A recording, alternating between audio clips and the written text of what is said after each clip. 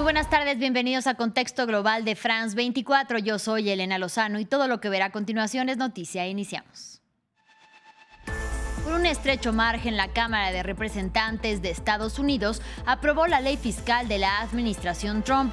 Con 218 votos a favor y 214 en contra, el megaproyecto con el que se recortarán impuestos a las clases altas y se aumentará la deuda pública será firmado por Donald Trump en la Casa Blanca mañana.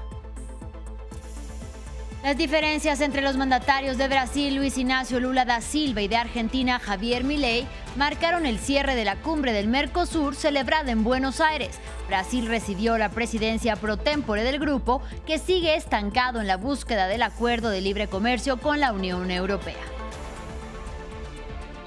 Se acentúa la crisis diplomática entre Colombia y Estados Unidos. Washington llamó de manera urgente a consultas a su encargado de negocios en el país sudamericano, acusando de declaraciones infundadas y irreprensibles de funcionarios del gobierno colombiano.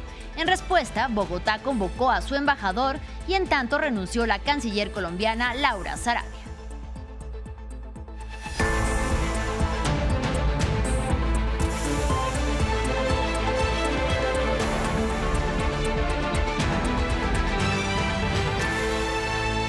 Iniciamos en Estados Unidos. Nueva victoria para la administración Trump. Con un estrecho margen de 218 votos a favor y 214 en contra, la Cámara de Representantes aprobó la ley fiscal. El megaproyecto conocido como Big Beautiful Bill pasará el viernes a la Oficina Oval para su firme promulgación.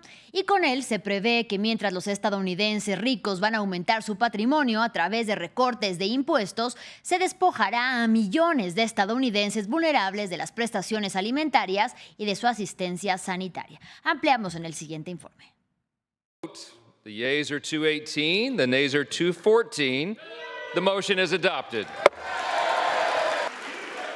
La Cámara de Representantes de Estados Unidos aprobó la ley fiscal llamada por Trump el Big Beautiful Bill, la gran y hermosa ley, y los defensores de los más vulnerables expresan su preocupación por la reducción de los programas de asistencia que contempla el texto, implementados para compensar sus recortes fiscales. Este banco de alimentos en San Francisco se verá afectado por el recorte de las prestaciones del Programa de Asistencia Nutricional Suplementaria, o SNAP.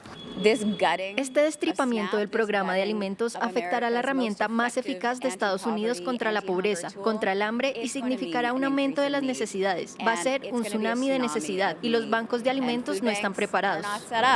Los ciudadanos y algunos inmigrantes con ingresos inferiores al umbral de pobreza de $15,060 se benefician del programa que brinda alimentos a 42 millones de estadounidenses. El New York Times informa que la ley quitará ayuda a millones y reducirá las prestaciones recibidas por otros miles. Los defensores de la atención médica tampoco están contentos. La ley supone recortes en el programa nacional Medicaid, que da ayuda sanitaria a 72 millones de estadounidenses.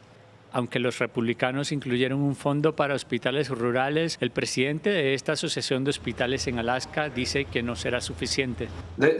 No se puede dar vueltas a esto como si fuera algo positivo. Ni siquiera el Fondo de Salud Rural puede ser defendido como algo grandioso porque es un intento de compensar un impacto que se impuso a sí mismo. Los hospitales rurales del país, muchos ya en riesgo de cierre, dependen en gran medida de las prestaciones de Medicaid, que puede cubrir gastos de los pacientes que no pueden pagar su atención médica. La reducción propuesta en la ley hará que estos hospitales asuman el déficit y, peor aún, hará que 12 millones de personas pierdan su cobertura sanitaria. Ahora vamos a Argentina. En Buenos Aires terminó la cumbre del Mercosur, marcada por las visiones contrapuestas entre los presidentes de Brasil, Luis Ignacio Lula da Silva, y de Argentina, Javier Milei, y pese a las diferencias, el grupo logró avanzar en acuerdos con países europeos y de la región, y trabaja además para lograr un tratado de libre comercio con la Unión Europea, que sigue estancado por la reticencia del mandatario francés Emmanuel Macron. Jesús Yajure nos amplía. El Mercosur busca extender alianzas y ampliar mercados en medio de tensiones entre las dos economías más grandes de la región, Argentina y Brasil. El grupo cerró un acuerdo con Noruega, Suiza, Islandia y Liechtenstein, agrupados en la Asociación Europea de Libre Comercio. Además, los socios debatieron pactos con Canadá, Emiratos Árabes y la actualización de los acuerdos vigentes con Colombia, Ecuador, Panamá y República Dominicana. Es hora de que el Mercosur mire hacia el Asia, el centro dinámico de la economía mundial. Nuestra participación en las cadenas globales de valor se beneficiará de una mayor aproximación con Japón, China, Corea, India, Vietnam e Indonesia. Pero mientras la apuesta de Lula es la expansión, la del presidente argentino Javier Milei es la desregularización. Milei quiere margen para perseguir un tratado de libre comercio con Estados Unidos y asomó que de no alcanzarlo, Argentina podría abandonar la alianza. Nosotros buscamos ponerle fin a lo que consideramos una inercia destructiva. Por eso mismo propusimos que como bloque nos movemos hacia un esquema comercial y regulatorio mucho más libre, en lugar de la cortina de hierro a la que hoy estamos sometidos, en el que cada país pueda gozar de mayor autonomía para aprovechar sus ventajas comparativas y su potencial exportador.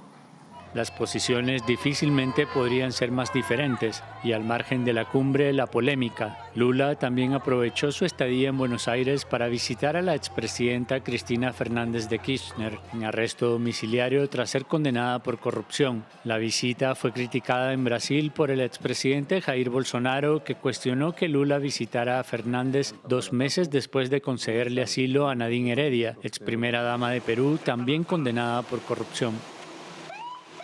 Y seguimos en la región latinoamericana. Un nuevo episodio de tensión diplomática estalló entre Bogotá y Washington. Estados Unidos llamó de manera urgente a consultas a su encargado de negocios en Colombia, acusando de declaraciones infundadas y reprensibles de funcionarios del gobierno de Gustavo Petro. En respuesta, el mandatario colombiano convocó a su embajador en el país norteamericano. Y entre tanto, renunció la canciller colombiana Laura Sarabia. Maxime Pluminet tiene los detalles. Crisis diplomática para Bogotá. En el más reciente capítulo de las tensiones entre Colombia y Estados Unidos, el Departamento de Estado retiró a su encargado de negocios interino de la embajada estadounidense en Colombia. Llamamos a nuestro encargado de negocios interino de Bogotá para consultas urgentes tras las declaraciones infundadas y reprobables de altos funcionarios del gobierno de Colombia. Nuestra nación está comprometida con la relación bilateral entre Estados Unidos y Colombia y con el pueblo colombiano. Seguiremos comprometidos con las prioridades compartidas, incluyendo la seguridad y la estabilidad. Sin que Rubio especifique a qué declaraciones infundadas de Bogotá se refería, esto ocurre días después de que el diario El País de España revelara que el ex canciller de Petro, Álvaro Leiva, contactó supuestamente a republicanos en Estados Unidos para derrocar a Gustavo Petro. Uno de ellos, el congresista Mario Díaz Balart, cercano a Marco Rubio. Mientras que el presidente colombiano Gustavo Petro anunció retirar al embajador de su país en Washington para consultas. Petro contestó enumerando prioridades como la cooperación climática, los esfuerzos antinarcóticos y la política migratoria. La confrontación cae en el momento más delicado para la diplomacia colombiana. La hasta ahora canciller, Laura Sarabia, presentó este jueves su renuncia por divergencias con el presidente Gustavo Petro, relacionadas con la gestión de la emisión de los pasaportes, según medios locales. En los últimos días se han tomado decisiones que no comparto y que por coherencia personal y respeto institucional no puedo acompañar. No se trata de diferencias menores ni de quién tiene la razón. Se trata de un rumbo que con todo el afecto y respeto que le tengo ya no me es posible ejecutar. No se trata de las primeras tensiones entre Washington y Bogotá, desde el regreso de la administración Trump a la Casa Blanca. Marco Rubio había ya acusado al discurso izquierdista de Petro como responsable del atentado contra el precandidato Miguel Uribe Turbay sin fundamentos. Y en enero, Trump y Petro se enfrentaron por la negativa de Colombia a aceptar aviones militares que transportaban migrantes deportados, lo que llevó a Trump a amenazar con aranceles y sanciones. En otro orden de ideas, este jueves los presidentes de Rusia, Vladimir Putin, y de Estados Unidos, Donald Trump, sostuvieron una llamada telefónica en la que hablaron sobre la guerra en Ucrania. Según informó el Kremlin, en la conversación que se extendió por más de 1 hora, Rusia dejó claro que no renunciará a sus objetivos en Ucrania. El mandatario republicano, por su parte, reprochó que no logró ningún progreso sobre las negociaciones de paz. Escuchemos. Nuestro presidente también afirmó que Rusia se esforzará para alcanzar los objetivos que se han fijado. eliminar las causas profundas bien conocidas que llevaron a la situación actual, a la aguda confrontación actual, y Rusia no cederá en estos objetivos. Tuvimos una llamada bastante larga, hablamos de muchas cosas, incluyendo Irán. Y también, como saben, de la guerra con Ucrania. Y no estoy contento con eso, no estoy contento. ¿Se hizo algún avance? No hice ningún progreso con eso hoy. Y finalizamos en Rusia, que se convirtió en el primer país en reconocer oficialmente al talibán como gobierno en Afganistán. Ocurre 4 años después de que los talibanes volvieran al poder en 2021, tras la retirada de las tropas estadounidenses y de la OTAN de su territorio. Y recordemos que previo a este reconocimiento, Moscú ya había retirado a los talibanes de su lista de organizaciones terroristas y ha dejado en claro que quiere continuar su acercamiento diplomático con Kabul. Del informativo, gracias por su compañía. Hasta la próxima.